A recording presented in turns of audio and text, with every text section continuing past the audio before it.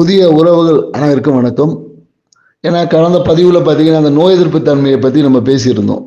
அதுக்கு நிறைய பேர் பார்த்தீங்கன்னா நிறைய லைக் சொல்லாங்க, நிறைய பேர் எனக்கு காண்டாக்ட் பண்ணி கேட்டிருந்தாங்க, தேங்க்ஸ்லாம் சொல்லியிருந்தாங்க. ஓகே, அனைவருக்கும் நன்றி. எங்கள் சேனலையும் சப்ஸ்கிரைப் பண்ணிக்கோங்க. இன்னைக்கு நம்ம சொல்லக்கூடிய அதே தகவல் என்னன்னாக்கா, இந்த நோய் எதிர்ப்பு தன்மை என்பது இதை குறிக்கும் அப்படின்றது தான். இந்த நோய் எதிர்ப்பு தன்மை என்னன்னாக்கா, யாருடைய மனசுல தைரியம் இருக்கோ இவங்களுக்கு நோய் எதிர்ப்பு தன்மை நல்லா இருக்குன்னு.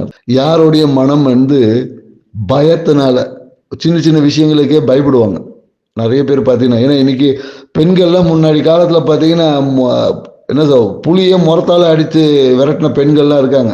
ஆனால் இன்னைக்கு குடும்ப பெண்கள் பார்த்தீங்கன்னா குழந்தைக்கு ஒரு சின்ன ஜுரம் வந்துட்டாவே என்ன பண்ணுறதுன்னு தெரியாமல் ஒரு தடுமாற்றத்துக்குள்ள இருக்கக்கூடிய பெண்கள் தான். ஏன்னா அவங்களுடைய இன்னைக்கு அந்த தைரியம், வீரம் என்பது ஏதோ ஒரு விதத்துல அவங்களுக்குள்ள இருக்கு.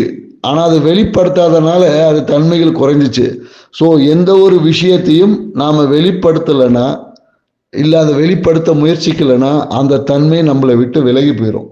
ஸோ அதனால தான் பார்த்தீங்கன்னா, இப்போ நம்ம கராத்தா கற்றுக்கிட்டு பிளாக் பெல்ட் வாங்கினா கூட அதை ப்ராக்டிஸில் இருக்கிறவங்க கிட்ட தான் அந்த கராத்தா அந்த ஃபிட்னஸ்குள்ளே இருக்க முடியும். அந்த தன்மைக்குள்ளே அவங்க கற்றுக்கிட்டா மட்டும் போதாது, அதை நாம் எப்போதும் பயன்பாட்டில் இருக்கணும்.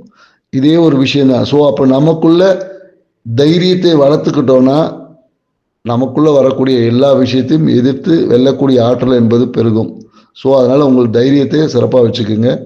பயம் என்பது உங்களை எல்லா பிரச்சனைக்கும் தூண்டக்கூடிய ஒரு ஆயுதமாக இருக்குது. அதனால் பயம் என்பது வெளியே போனாவே தைரியம் என்பது முன்னாடி வந்துடும். ஸோ அதனால் உங்கள் பயத்தை ஓரமாக வச்சுட்டு தைரியமாக எதையும் எதிர்கொள்ளுங்க. அதுவே உங்களுக்கு வாழ்க்கையின் வெற்றிக்கான திறவுகோலாக இருக்கும். நன்றி, வணக்கம்.